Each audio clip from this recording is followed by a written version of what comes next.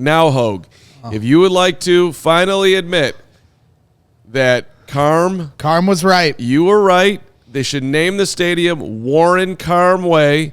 Oh. When they have the first Super Bowl in Chicago on the lakefront, now is your opportunity as you asked the question, and he said put a shovel in the ground on the lakefront.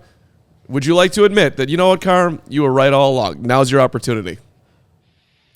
First of all, I like Greg's introduction better by just saying hello. It's a very nice, respectful hi, Adam. I appreciate that. A little bit more aggressive on your end, Carm. Hoge is getting the Caleb Williams treatment. Cheers. Well, if we don't start every show with Carm being right about something, then it's not a show. Exactly right. I do not have a very good internal, Hi. But you're just right so much. It is exhausting. It's exhausting. I mean, quite frankly. I was gonna say it's more like, I don't know, Chris Getz batting average. As I give him a random stray. Look, if you want to take your victory lap now, go ahead, man. I do. I still want to see the money come in. I still want to see the parking. I asked Kevin Warren that question today. There was no answer to that question, so I'm still wondering where the parking, where the cars go, where the tailgating happens. There's a lot of things. But I will give you this card because the one thing that you were, I don't even think right's the right way to put it, but you were unrealistic, and what this took, if it gets to the finish line, and this is I'm being sincere about this, it took an unrealistic vision, and I honestly believe that maybe if Kevin Warren can get this done, he might have been the only human on the planet, especially not you. You might have had the same vision, but there's no way you could have gotten this done the way Kevin Warren is apparently maybe getting this done. But I'm giving you credit on the vision. I'm 100% giving you credit on the vision on this because it's still, I still don't understand how it's realistic with the parking and all this stuff, but fine. If they're going to come up with this, it took a true visionary to basically just say, why the hell not? Like, why? So what if we're Chicago and all we do is fuck up stadiums, time after time after time after time? Why can't we get it right? Which, by the way, is the same thing that hopefully is happening with the quarterback position on the football field, right? So and Kevin Warren talked about that stuff today. He talked about all it takes is people to get in a room and be like, why can't we do this? And it's got to be on both sides. It's got to be on the city side too. It's got to be on the government side. But I do think that Kevin Warren is hitting the right notes on this. The fact he's already met with Friends of the Park, they seem to have at least an idea of how to get around that obstacle. It's possible. And I've said all along, if you can build the world-class stadium that Chicago needs on the lakefront, that's where it should go. Chicago's needed this forever. So it just never seemed like it was going to be possible to do. And we got a long ways to go as guys. We got renderings that still need to come out. We need to see actual plans. We need to see what the actual money is. But and we're going to play some of this here in a second. I know I'll let you guys follow up first before we do that. Just to get asked directly, and I did do this at the end. Okay, you get all those things right now buttoned up. Is the plan to put the shovel in the ground on the lakefront or give Arlington Heights another chance to lure the Bears to Arlington Heights to basically fix what they've kind of screwed up on their end? It was, no, we'll put the shovel in the ground on the lakefront. That's a big declaration. I mean, that is confirmation that this is if, and it's a giant if they can get all that red tape figured out here in the coming months, maybe this thing's really going to move forward on the lakefront. Well, I mean, and forgive me for just being completely exhausted by this conversation and having no faith. I mean, when you talk about the red tape that is Chicago politics. It never ends. It streams all the way down Lakeshore Drive and past Evanston. And for me, it's like, all right, just wake me up when you guys actually come to a deal wherever you're going to go, and you go on this, parade to all these different cities and different location opportunities. And I don't have any faith. Like, how they're never going to build a new stadium. This is going to go on for the rest of our lives. And one day it'll be Adam called it, and the next day it'll be Carm called it. And for me, it's annoying to talk about, because I look forward to the day we can walk into a new stadium. I'd love for it to be in Chicago if it, is something that they can work out. But I ultimately don't care. I just want a new stadium.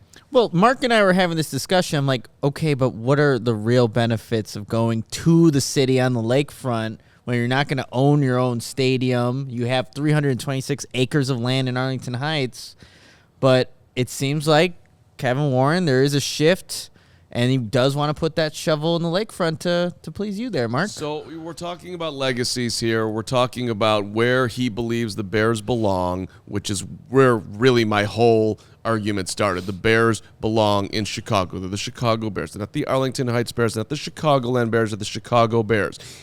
And I get that Chicago has done some of the. How dumb that sounds? No, I don't, because I think that's a problem here. Because what's best for the Bears and best for the city is that they actually build a good stadium, and that 20 years from now, we're not talking about how another mistake that was made. And you don't just make another mistake because of your idea that the Bears belong in Chicago versus Arlington Heights. Arlington Heights is just as much of this community as the city is, too. Like, this is a Chicagoland area. No, it isn't. How many people live in Arlington Heights? How many people live in Chicago? It's not the same. And who said anything about building a bad stadium? I'm not saying build a bad stadium. I'm saying build a great stadium. Build an amazing stadium. Build the best stadium. That's what Kevin Warren's saying. I didn't say build some crap hole that would just put it in Chicago. Right, but I guess this is where I'm just going to have to continue to be the person that's, trying to be rational about this. You can't screw this up. And this is Chicago. So I actually, do have faith in Kevin Warren in building the right stadium, because he's done it, because they did this in Minnesota, and it was almost the same exact situation where they looked at the suburbs first. They came back to Minneapolis. They built where the other stadium already existed. It wasn't ideal. They had to go play outside at TCF Bank Stadium for a few years in a college thing, but they figured it all out. He said, why not? Why can't we do this? And now, in my opinion, that's the best stadium that exists in the National Football League. So I do have faith in him. It's the rest of this that I'm still skeptical about. And here, let's do this. Let's hear from Kevin Warren talking about this stuff. And because you're going to hear one of my questions in here, which is, how do you know in 20 years that the Bears aren't frustrated again with the city and the Park District and everything involved? And that's just one of many of the topics in this chunk. I think it's about 5 minutes here, but I want fans to be able to hear what Kevin Warren had to say this morning about the stadium. The other thing that concerns me, and for an individual who lives downtown, I can say that. I heard that there was a point in time in the last decade in Chicago that there were up to 63 cranes in the air, and we need to verify that. And now I think it's 3. And so when you just think about the growth, these cities are, we're competing with other cities. And if you haven't seen it, I would read it. The Sports Business Journal article, I think it was from March 18th. It listed the top 25 sports business cities in the country. For Chicago to not have been on that list is a major concern. I mean, we had cities, Orlando, which we're here, ironically, was number 1. But you had places like Indianapolis and Minneapolis who were in the top 12, top 13. And you had even places like Milwaukee and Detroit who were cities to watch. But to think Chicago, with this massive background, all the professional sports teams we have, the beautiful landscape, the topography, all those things involved, known for Chicago, for an incredible sports city, for us not to be on that city from a business standpoint, those are things that, as a citizen of downtown Chicago and the state of Illinois, those are things from a business standpoint concern me. I look forward to the day that events like this should and can be and will be held in downtown Chicago. So have you shared that with Mayor Johnson? Have you shared that with Mayor Johnson? I share that story with anyone, who will listen to me, because those are concerns. And I can give you an example. Growing up in Arizona, Las Vegas was a place that only certain adults went for only certain events. And it was a place that I grew up that I've never vacationed there. I only went there for business meetings that I had to go to. My wife Greta and I go to the Super Bowl this year, and I look at her after the Super Bowl, we're at dinner, and I said, this is a place that I actually would come back and visit. They've done an excellent job of bringing, professional hockey, professional football, now baseball, and all those other events. And the way that Las Vegas performed, that won't be their last Super Bowl. And so when I sit there and say, that's what Chicago should be able to do. Kevin, the issues with Soldier Field, the team's relationship with the city and the Park District, well documented at this point. If you were to go down the road of another partnership with the city for a stadium on the lakefront, obviously you're talking about a decades-long partnership. What type of assurances do you have that 20 years down the road or whatever, that those issues aren't going to come up again? I believe in people. I believe in relationships.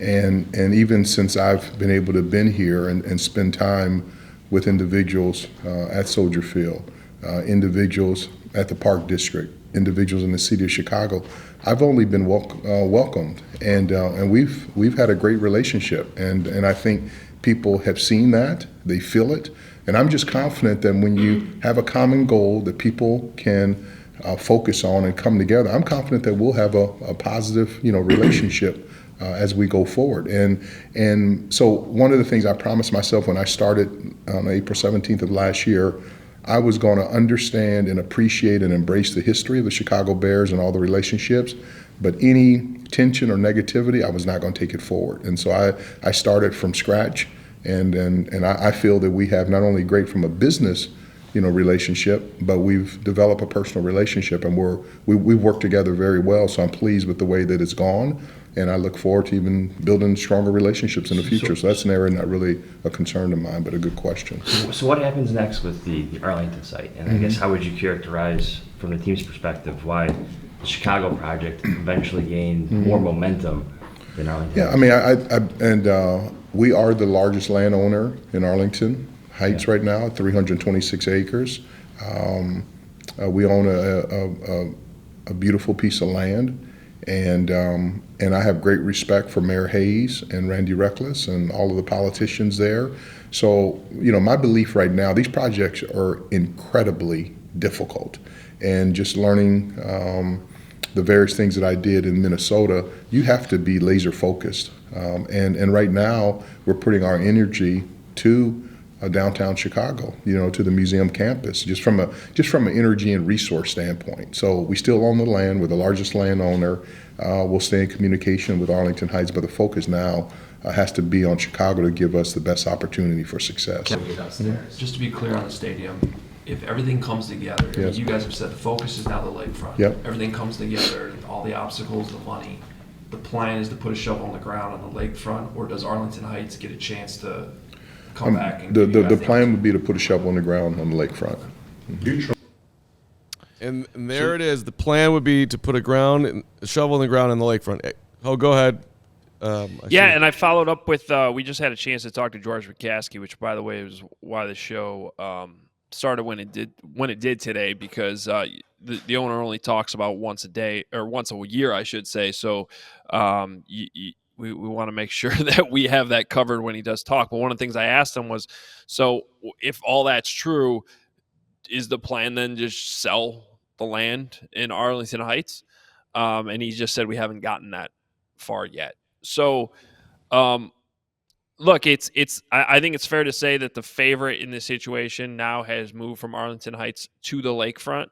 But I also think that we still need to have some patience to understand that there's a lot more steps to this. We don't even have a plan yet. We still don't have renderings. There's going to be a lot of arguments over different things, whether that's green space or parking space. And I don't think it's completely dead yet for Arlington Heights, but this is definitely a significant development. And again, I'll say it, if Kevin Warren can get this done, it's good for the city of Chicago. It's what should happen. Our city should have Final Fours and Super Bowls and all these big events. And it's been a long time coming. It's very overdue. And I hope that that's how this whole thing ends. We all silly like the mayor.